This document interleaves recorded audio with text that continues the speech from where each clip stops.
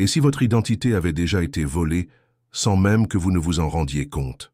Imaginez un instant que chaque pensée qui traverse votre esprit, chaque émotion qui vous anime, chaque décision que vous prenez ne soit qu'une illusion soigneusement orchestrée. Un théâtre d'ombre où vous n'êtes plus le marionnettiste mais la marionnette. Dans ce monde hyper connecté où chaque clic, chaque j'aime, chaque partage alimente un système invisible qui vous connaît mieux que vous-même, une question terrifiante se pose. Êtes-vous encore maître de votre propre conscience? Les géants de la technologie, tapis dans l'ombre de nos écrans, ont-ils déjà réussi à reprogrammer l'essence même de qui nous sommes? Freud et Jung, ces pionniers qui ont osé plonger dans les abysses de l'esprit humain, avaient-ils déjà prédit cette capture silencieuse de nos âmes? Leurs théories, longtemps considérées comme controversées, résonnent aujourd'hui comme une prophétie sinistre dans l'écho de nos notifications incessantes. Ce que vous allez découvrir dans les prochaines minutes pourrait bouleverser à jamais votre perception de la réalité. Les 5 signes que nous allons révéler ne sont pas de simples coïncidences. Ils sont les symptômes d'une transformation profonde de notre humanité. Une métamorphose si subtile, si insidieuse, que nous pourrions avoir déjà franchi le point de non-retour sans même nous en apercevoir. Préparez-vous à une révélation qui pourrait ébranler les fondements même de votre identité. Car la véritable question n'est pas de savoir si nous sommes manipulés, mais jusqu'à quel point nous avons déjà perdu le contrôle de qui nous sommes réellement. Dans les profondeurs de notre psyché collective, une révolution silencieuse est en marche. Une transformation si fondamentale qu'elle aurait fasciné les plus grands explorateurs de l'esprit humain. Sigmund Freud, avec sa théorie de l'inconscient, et Carl Jung, pionnier des archétypes collectifs, avaient pressenti cette vulnérabilité inhérente à notre nature psychique. Mais même eux n'auraient pu imaginer l'ampleur de ce qui nous attend. Prenons l'histoire de Marie, une jeune professionnelle qui s'est réveillée un matin avec une envie irrépressible d'acheter un produit dont elle n'avait jamais entendu parler la veille. Ce n'était pas un simple désir de consommation, mais une conviction profonde que cet objet lui était indispensable.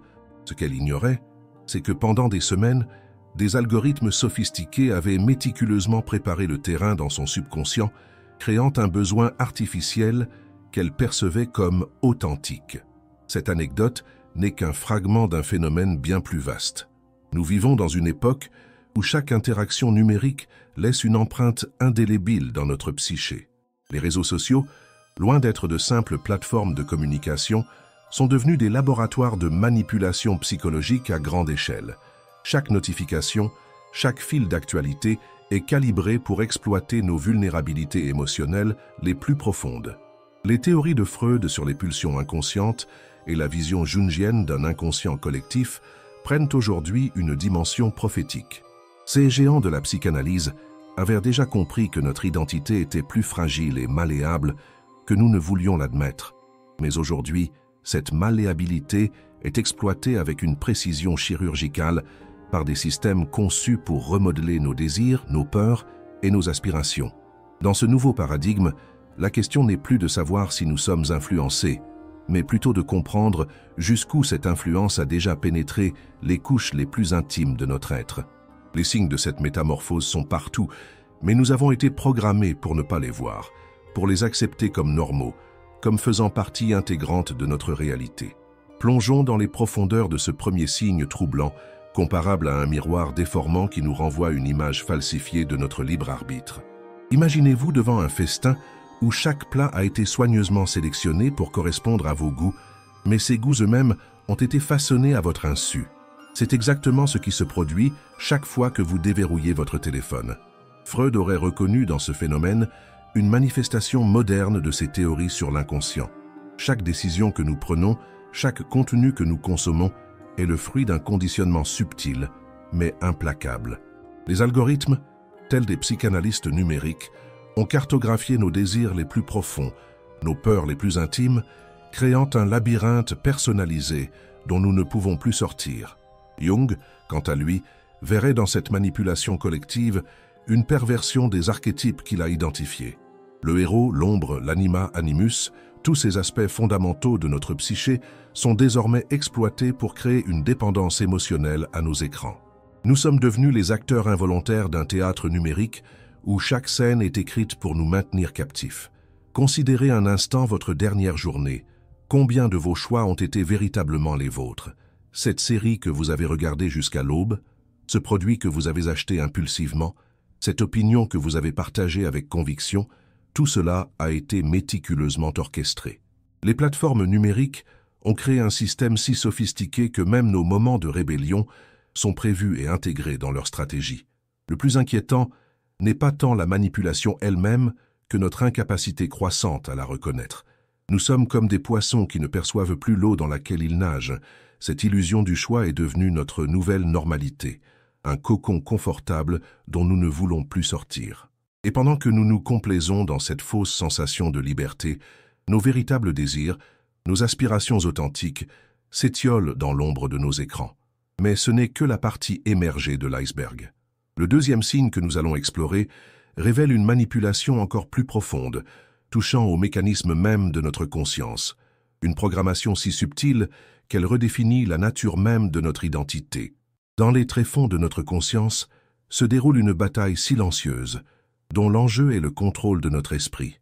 Imaginez un jardinier invisible qui, nuit après nuit, remodèlerait votre jardin mental, remplaçant vos fleurs naturelles par des versions artificielles si parfaites que vous ne pourriez plus distinguer les vraies des fausses. C'est exactement ce qui se produit chaque fois que vous faites défiler votre fil d'actualité. Cette programmation invisible opère à un niveau neurochimique que Freud n'aurait pu que rêver d'explorer.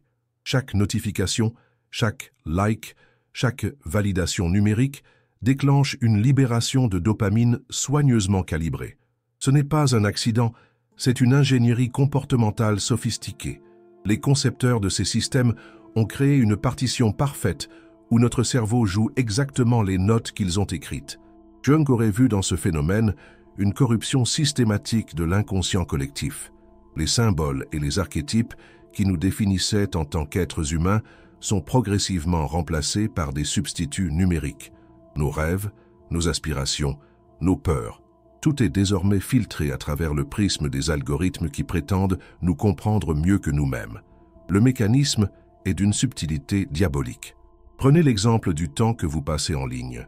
Vous pensez peut-être que c'est vous qui décidez de continuer à faire défiler, mais en réalité, chaque pause, chaque hésitation a été anticipée. Les contenus sont calibrés pour apparaître exactement au moment où votre attention commencerait à faiblir. C'est une danse macabre où vous pensez mener alors que vous êtes mené. Cette programmation va bien au-delà de la simple addiction. Elle restructure nos processus de pensée, réécrit nos instincts les plus fondamentaux. Les moments de solitude, autrefois propices à l'introspection et à la créativité, sont devenus des occasions d'angoisse que nous fuyons en nous réfugiant dans le confort artificiel de nos écrans. Notre capacité même à nous connecter avec notre moi profond s'érode jour après jour, mais le plus terrifiant reste à venir. Le troisième signe que nous allons découvrir révèle comment cette programmation invisible transforme non seulement notre façon de penser, mais aussi notre manière d'exister en tant qu'êtres sociaux. Une mutation qui touche au cœur même de notre humanité. Nous entrons maintenant dans une dimension plus insidieuse de notre transformation numérique, un territoire où la validation sociale est devenue notre oxygène psychologique. Imaginez une salle aux miroirs infinis où chaque reflet représente une version de vous-même que vous projetez dans le monde numérique, chacune désespérément en quête d'approbation. Cette quête perpétuelle de validation, Freud l'aurait identifiée comme une régression massive vers un état infantile de dépendance émotionnelle. Nous sommes devenus des enfants numériques, constamment en attente du hochement de tête approbateur de notre feed social. Chaque publication est une supplique silencieuse. Regardez-moi valider mon existence. Cette dynamique transforme notre rapport à l'authenticité en une performance continue. La métamorphose est profonde et troublante. Les réseaux sociaux ont créé un système de récompense si puissant que notre estime de soi est désormais indexée sur des métriques artificielles. Un post sans like devient une blessure narcissique. Un commentaire négatif peut déclencher une spirale d'anxiété. Jung aurait vu dans ce phénomène une manifestation toxique de la persona, ce masque social que nous portons devenant plus réel que notre véritable identité. Ce qui rend ce mécanisme particulièrement pervers, c'est son caractère auto-renforçant. Plus nous recevons de validation, plus nous en devenons dépendants. Nous apprenons inconsciemment quels aspects de notre personnalité généraient le plus d'approbation, et nous commençons à amplifier ces traits, même s'ils ne correspondent pas à qui nous sommes réellement. C'est une forme d'auto-domestication, où nous devenons à la fois le dresseur et l'animal dressé. L'impact sur notre développement psychologique est dévastateur. La capacité à être seul, à supporter le désaccord, à maintenir une conviction personnelle face à l'opposition, toutes ces compétences émotionnelles cruciales s'atrophient. Nous développons une hypersensibilité au jugement social qui paralyse notre authenticité. Notre personnalité devient un agrégat de comportements validés par les autres, une mosaïque de traits approuvés collectivement. Mais ce n'est que le prélude à une transformation encore plus fondamentale. Le quatrième signe que nous allons explorer révèle comment cette dictature de l'approbation modifie non seulement notre comportement social, mais aussi notre capacité même à penser de manière autonome. Dans l'économie numérique moderne, l'attention est devenue la ressource la plus précieuse, plus valuable que l'or ou le pétrole.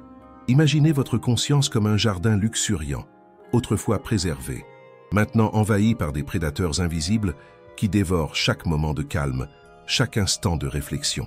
C'est la réalité quotidienne de notre existence numérique. Si Freud observait ce phénomène aujourd'hui, il y verrait une forme sophistiquée de détournement des pulsions primaires. Notre désir naturel de connexion, de reconnaissance et de compréhension est exploité avec une précision chirurgicale. Les plateformes numériques ont créé un environnement où chaque seconde d'attention est monétisée, transformant nos moments les plus intimes en opportunités commerciales. Cette captation systématique de notre attention opère à plusieurs niveaux. Au niveau neurologique, nos circuits de récompense sont constamment stimulés, créant une dépendance qui rivalise avec les addictions les plus puissantes. Les notifications, les actualités en continu, les fils de discussion sans fin, tout est conçu pour maintenir notre cerveau dans un état d'excitation permanente, nous empêchant de nous reconnecter avec notre monde intérieur. Jung aurait probablement identifié ce phénomène comme une rupture catastrophique avec notre nature profonde. L'individuation, ce processus essentiel de développement personnel qu'il décrivait, nécessite des moments de calme, de réflexion, de connexion avec soi-même. Or, ces moments deviennent de plus en plus rares, remplacés par un flux constant de stimulation externe qui nous éloigne de notre centre. Le plus inquiétant est la façon dont cette capture de l'attention modifie notre rapport au temps et à l'espace. Notre capacité à nous concentrer sur une tâche unique s'érode progressivement. Nous développons une forme d'anxiété face au silence, une incapacité croissante à supporter l'absence de stimulation. Nos moments de créativité, de contemplation, de connexion authentique avec les autres sont sacrifiés sur l'autel de l'engagement numérique permanent. Mais ce vol systématique de notre attention n'est que le prélude à quelque chose de plus terrifiant encore. Le cinquième signe que nous allons explorer révèle comment cette perte d'attention mène à une transformation encore plus fondamentale de notre conscience, une reprogrammation complète de notre perception de la réalité. Nous arrivons maintenant au signe le plus troublant, celui qui révèle l'ampleur vertigineuse de notre transformation psychique. Imaginez un instant que votre réalité soit comme une pièce de théâtre dont le script est constamment réécrit, mais si subtilement que vous ne remarquez jamais les changements. C'est la situation dans laquelle nous nous trouvons tous. La théorie freudienne des mécanismes de défense prend ici une dimension nouvelle et terrifiante. Notre psyché, confrontée à un bombardement constant d'informations et de stimuli soigneusement orchestrés, développe une forme de complaisance adaptative. Nous acceptons progressivement comme normales des situations qui auraient été considérées comme dystopiques il y a à peine une décennie. Cette normalisation de l'absurde est le symptôme d'une reprogrammation profonde de nos schémas mentaux. Jung aurait probablement vu dans ce phénomène une corruption systématique de l'inconscient collectif. Les archétypes fondamentaux qui structuraient notre compréhension du monde sont progressivement remplacés par des constructions artificielles. Nos mythes personnels, nos récits intérieurs, nos systèmes de valeurs, tout est subtilement reconfiguré pour servir les intérêts d'entités qui se nourrissent de notre attention et de nos données. Le processus est d'une sophistication diabolique. Prenez l'exemple de nos relations sociales. Nous avons accepté l'idée qu'une connexion numérique équivaut à une véritable intimité. Nos émotions les plus profondes sont réduites à des émojis, nos expériences les plus significatives à des stories éphémères. Cette virtualisation de l'expérience humaine n'est pas un effet secondaire, c'est le but même du système. La reprogrammation va encore plus loin. Notre perception du temps, de l'espace, de la vérité elle-même est en train d'être fondamentalement altérée. Dans ce nouveau paradigme, la réalité n'est plus ce qui est vrai, mais ce qui génère le plus d'engagement. Nos certitudes les plus profondes sont devenues malléables. Nos convictions sont modulées par des algorithmes qui ne cherchent qu'à maximiser notre temps d'écran. Mais le plus effrayant dans cette reprogrammation n'est pas ce qu'elle nous fait accepter, mais ce qu'elle nous fait oublier. Notre capacité à distinguer le réel du virtuel, l'authentique du fabriqué, s'érode jour après jour. Et pendant que nous nous enfonçons plus profondément dans cette réalité alternative, une question terrifiante se pose. Y a-t-il encore un chemin de retour? La véritable terreur de notre situation réside dans sa nature insidieuse. Comme une grenouille dans une eau qui chauffe progressivement, nous ne réalisons pas l'ampleur de notre transformation jusqu'à ce qu'il soit potentiellement trop tard. Imaginons un instant notre conscience comme une bibliothèque ancestrale, où chaque livre représente une partie de notre identité. Lentement, silencieusement, les pages sont réécrites, les histoires modifiées, et notre narrateur intérieur raconte désormais une histoire qui n'est plus la nôtre. La synthèse des théories de Freud et Jung prend ici une dimension prophétique.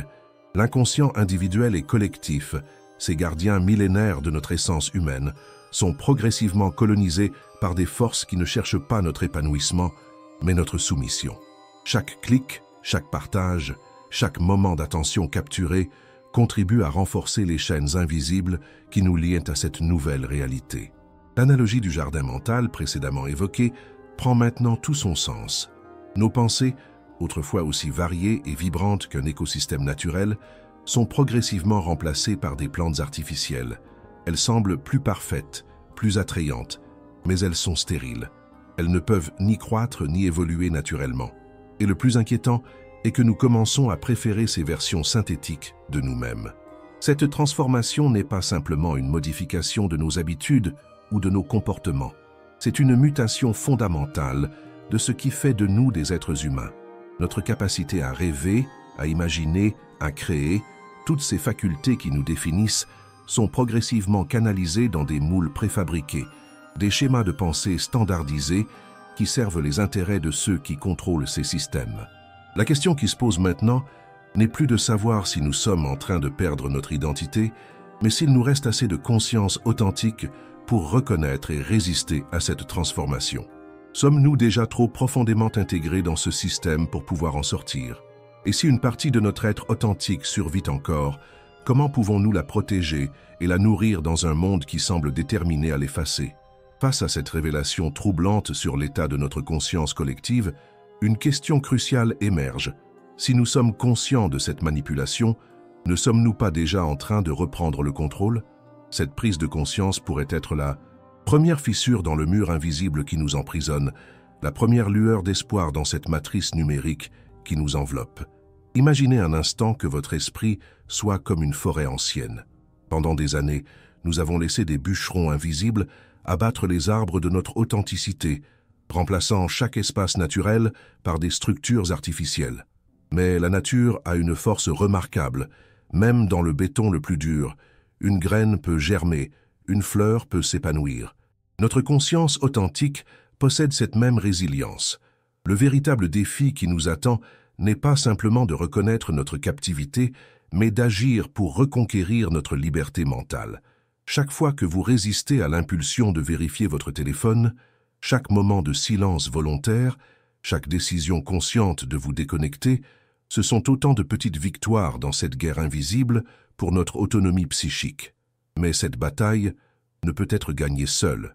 Si ce message résonne en vous, si vous sentez cette inquiétude familière monter en reconnaissant ces signes dans votre propre vie, vous avez la responsabilité d'agir. Partagez cette vidéo avec ceux qui vous sont chers. Identifiez dans les commentaires les signes que vous avez reconnus dans votre propre expérience.